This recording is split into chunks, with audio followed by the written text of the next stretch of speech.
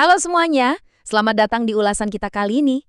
Hari ini kita bakal ngobrolin sesuatu yang deket banget sama keseharian kita, yaitu tata kelola pemerintahan lokal. Tapi tenang aja, kita nggak bakal bahas teori-teori birokrasi yang bikin ngantuk kok. Sebaliknya kita bakal langsung terjun melihat realitas di lapangan lewat perjalanan seorang perempuan hebat. Kisah ini benar-benar bakal ngebuka mata kita tentang apa yang sebenarnya terjadi di tingkat akar rumput. Nah, sebelum kita bahas lebih jauh, coba deh perhatiin angka ini. 12 dari 75. Kelihatannya simpel ya, tapi tunggu dulu. Ini bukan sembarang angka. Ini adalah fakta di lapangan yang lumayan bikin kaget soal siapa sih sebenarnya yang pegang kendali pemerintahan di sekitar kita. Biar saya perjelas maksud dari angka tadi. Jadi gini, dari 75 kelurahan yang tersebar di seluruh Kabupaten Bantul, coba tebak, ada berapa perempuan yang berhasil duduk sebagai aparat desa? Cuma 12, teman-teman. Iya, cuma 12 orang. Angka ini benar-benar jadi gambaran nyata betapa terjalnya jalan buat perempuan untuk bisa ikut ambil bagian dalam pengambilan keputusan di tingkat desa. Oke, kita masuk ke bagian pertama. Apa itu jabatan kami tuo? Di sini kita bakal kenalan dulu sama peran vital ini yang kebetulan dipegang sama tokoh utama ulasan kita hari ini, yaitu Ibu Tri Mulyani dari Imogiri. Mungkin banyak dari kita yang agak asing dengar istilah aras teknokratis kalurahan. Pada dasarnya, itu tuh level birokrasi atau pemerintahan desanya. Nah, di level ini ada satu posisi kunci yang namanya kamituo. Kalau zaman dulu, orang lebih sering nyebutnya kepala seksi pelayanan. Singkatnya, kamituo ini kayak tangan kanannya desa buat urusan pelayanan masyarakat. Mereka lah yang merencanakan, ngeksekusi dan mastiin semua program desa itu beneran jalan. Dan jujur aja, beban kerja buat posisi ini tuh nggak main-main masifnya.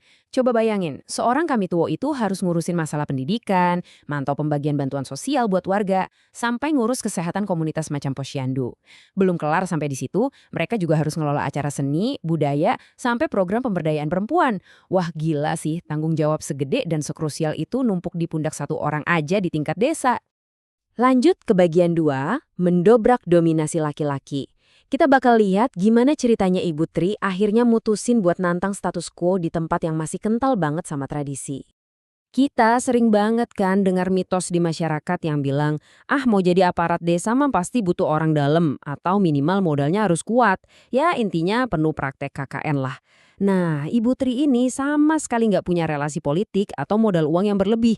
Tapi dia nekat mendaftar justru karena dia penasaran, bener nggak sih sistem seleksinya itu udah bersih dari KKN? Dan tebak apa yang terjadi? Beliau berhasil lolos murni karena kemampuannya. Ini secara otomatis langsung patahin mitos kelam tadi. Tapi tentu aja, masuk ke dunia pemerintahan itu ngebawa perubahan yang super drastis buat hidup beliau. Bayangin aja, selama 14 tahun sebelumnya, Ibu Tri ini adalah aktivis LSM yang kerjanya murni di lapangan, membaur sama warga. Begitu jadi kamituo, realitasnya beda banget. Beliau nggak bisa lagi cuma bebas bergerak di lapangan, tapi harus pusing mikirin perencanaan anggaran, nawal program yang super ketat, sampai ngerjain tumbukan laporan administratif yang kaku abis. Ini benar-benar pergeseran gaya kerja yang lumayan nguras tenaga dan pikiran. Dan yang bikin makin salut, beliau jalanin semua tugas berat ini dari posisi yang benar-benar minoritas. Buat ngasih gambaran, di Kecamatan Imogiri aja, dari 8 kelurahan yang ada, cuma ada 2 kamituo perempuan. Sementara 6 sisanya tentu saja dipegang oleh laki-laki. Jadi ya, keberadaan perempuan di jabatan teknokratis ini emang masih langka banget dan itu bikin Ibu Tri harus berjuang ekstra keras. Sekarang kita masuk ke bagian 3, dinamika pelayanan publik desa. Mari kita intip seperti apa sih suka duka dan tantangan jadi pelayan masyarakat dari sisi yang paling manusiawi.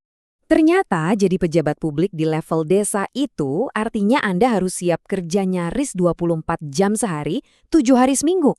Gesekan antara kerjaan dan kehidupan pribadi itu nyata banget teman-teman. Rapat malam, dipanggil warga pas akhir pekan, itu udah makanan sehari-hari. Imbasnya, kadang anak-anak di rumah pada protes karena ibunya sibuk terus. Jadi berusaha nyimbangin tugas negara sama kewajiban sebagai ibu di rumah itu benar-benar perjuangan yang menguras emosi. Terus gimana ceritanya kalau ada masalah pelik di lapangan? Misalnya nih, ada warga yang datang ke balai desa marah-marah karena merasa nggak dapat bansos dari pemerintah pusat. Cara Ibu Tri ngadepin ini tuh menarik banget. Langkah pertama, beliau dengerin dulu amarah warga dengan sabar. Kedua, pelan-pelan beliau edukasi warga bahwa data penerima itu dari Badan Pusat Statistik, bukan wewenang kelurahan yang milih. Dan langkah ketiga yang paling esensial, pakai pendekatan humanis. Komunikasi yang tegas tapi tetap lembut inilah yang bikin warga akhirnya bisa ngerti dan nerima kenyataan. Satu hal yang luar biasa adalah gimana stigma tentang perempuan di pemerintahan desa itu sekarang udah mulai hancur berantakan. Kalau dulu ada anggapan perempuan cuma pantas ngurusin konsumsi pas rapat, sekarang jauh dari itu. Perempuan yang jadi jogoboyo atau bagian keamanan itu bakal tetap turun tangan tengah malam kalau ada insiden darurat di desa. Sama juga buat aparat ulu-ulu perempuan. Mereka berani ngurusin proyek aspal jalan atau infrastruktur berat lainnya. Intinya, mereka ngejalanin tuntutan profesional yang sama persis kayak rekan-rekan laki-lakinya. Beranjak ke bagian 4, mengangkat UMKM jamu tradisional. Mari kita bahas gimana birokrasi desa ini bisa bantu dorong ekonomi lokal, khususnya usaha kecil menengah. Kalau ngomongin Imogiri, ekonomi lokalnya itu melekat erat banget sama tradisi. Contohnya ada ampo, camilan unik dari tanah liat yang baru aja diresmiin jadi warisan budaya tak denda. Terus ada juga wedang minuman herbal khas yang pusat produksinya ada di Desa Kuden. Ini bukan cuma sekedar simbol budaya loh. Ini adalah komoditas ekonomi nyata yang jadi urat nadi buat ratusan keluarga di sana. Tapi dari situ muncul pertanyaan yang bikin penasaran banget. Kalau produk-produk tradisional ini yang menghidupi ekonomi desa, siapa sih sebenarnya sosok-sosok yang kerja keras siang malam buat produksi ini semua? Jawabannya, sebagian besar adalah ibu-ibu paruh baya. Iya, mereka adalah motor penggerak utamanya. Tapi sayangnya, karena faktor usia, para pahlawan ekonomi kita ini sering kesulitan kalau udah berurusan sama teknologi atau pemasaran online. Nah, disinilah ada krisis sekaligus peluang. Desa itu benar-benar butuh banget intervensi dari anak-anak muda buat bantuin ngisi celah ini, bawain solusi teknologi kekinian dan strategi marketing digital yang jago. Ini membawa kita ke bagian 5 sekaligus bagian terakhir, panggilan bermasyarakat generasi muda. Gimana sih cara nyata buat kita semua mulai berkontribusi? Gini, untuk bikin perubahan di desa, Anda tuh nggak harus nunggu jadi pejabat kelurahan kok. Ada banyak banget opsi partisipasi di luar sana. Anda bisa sumbang ide lewat PKK, bikin pergerakan inovatif di Karang Taruna, ikut jaga lingkungan lewat forum pengurangan resiko bencana, atau bahkan nyuarain hak anak-anak lewat forum anak. Intinya, lembaga-lembaga ini adalah wadah yang super efektif buat ngebawa dampak langsung ke tempat tinggal Anda. Cuma ya, kalau Anda memang punya ambisi buat jadi aparat desa di era sekarang, ada 3 kunci utama yang harus banget disiapin. Pertama, siapin otak, karena tes masuknya sekarang benar-benar murni tes akademik. Kedua, harus melek digital. Contohnya kayak pintar bikin video buat laporan pertanggungjawaban dana desa.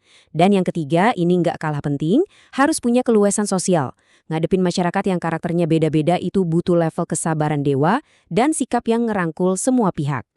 Wah, nggak kerasa kita udah sampai di penghujung pembahasan. Dari kisah tangguh Ibu Tri Mulyani sampai kebangkitan UMKM lokal, kelihatan jelas ya, tata kelola desa yang keren itu butuh gabungan antara skill manajerial dan hati yang tulus melayani. Jadi, sebelum kita tutup, saya mau ninggalin satu pertanyaan nih buat Anda pikirin. Desa Anda itu butuh banget ide-ide gila dan segar dari Anda. Nah, kira-kira di wadah atau lembaga mana nih Anda bakal mulai bersuara dan beraksi? Coba dipikirin baik-baik ya. Terima kasih banyak udah nemenin saya bahas topik yang super insightful ini. Tetap semangat, beranikan diri buat terlibat di komunitas, dan sampai jumpa di ulasan kita selanjutnya.